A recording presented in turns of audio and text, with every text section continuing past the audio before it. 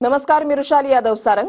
बुलेटिनच्या सुरुवातीला आताच्या घडीची महत्त्वाची आणि मोठी बातमी ती म्हणजे प्रशांत कोरटकरला घेऊन पोलीस हे कोल्हापूरमध्ये दाखल झालेले आहेत आणि कोरटकरला घेऊन पोलीस जुना राजवाडा पोलीस ठाण्यामध्ये दाखल झाले।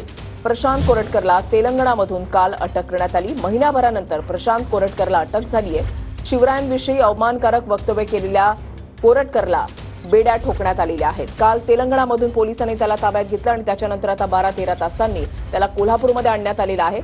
जुना राजवाडा पोलीस ठाण्यामध्ये त्याच्या अटकेची पुढची कारवाई जी आहे ती केली जाते।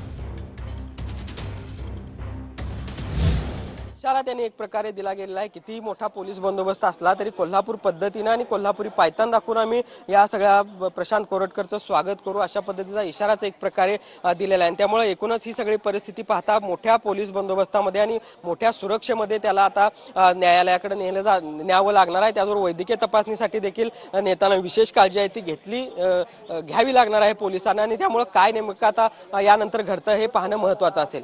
Journalist Sunil Katkar, Bhushan Patil, TV9 Marathi, Kolhapur. जुना राजवाडा पोलीस स्टेशनच्या बाहेरून प्रदीप कापसे आमचे प्रतिनिधी आमच्या सोबत आहेत। प्रदीप, काही वेळापूर्वीच प्रशांत कोरटकरला घेऊन पोलीस या ठिकाणी पोहोचलेले आहेत। अटकेची कारवाई सुरू झालेली आहे। पुढची प्रक्रिया कशी असेल?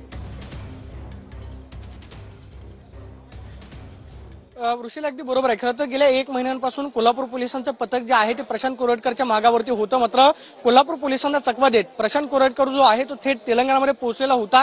अखेर काल रात्री कोल्हापूर पोलिसांच्या पथकानं त्याला अटक जी आहे ती केलेली आहे आणि गुन्हे शाखेची टीम घेऊन आता जुना राजवाडा पोलीस ठाण्यामध्ये दाखल झालेली आहे। मात्र अटकेची प्रक्रिया जी आहे ती या ठिकाणी आता पोलिसांकडून सुरू झालेली आहे। थोड्या वेळात अटक जी आहे ती प्रशांत कोरटकरची दाखवली जाईल आणि त्यानंतर प्राथमिक चौकशी जी आहे ती कोल्हापूर पोलिसांकडून केली जाईल। सगळ्यात महत्त्वाचं म्हणजे या चौकशीमध्ये प्रशांत कोरटकरकडून नक्की काय माहिती दिली जाते पाहणं महत्त्वाचं असणार आहे। कारण कोर्टामध्ये खरं तर थोड्या वेळात युक्तिवाद करताना सरकारी वकिलांकडून नक्की काय माहिती दिली जाते पाहणं महत्त्वाचं असणार। मात्र त्या पार्श्वभूमीवरती आधी कोल्हापूर पोलिसांकडून त्याची प्राथमिक चौकशी जी आहे ती केली जाईल। सध्या आपण पाहतोय की हा सगळा कोल्हापूर पोलिसांचा बंदोबस्त जो आहे तो जुना राजवाडा पोलीस ठाण्यामध्ये आपल्याला पाहायला मिळतोय।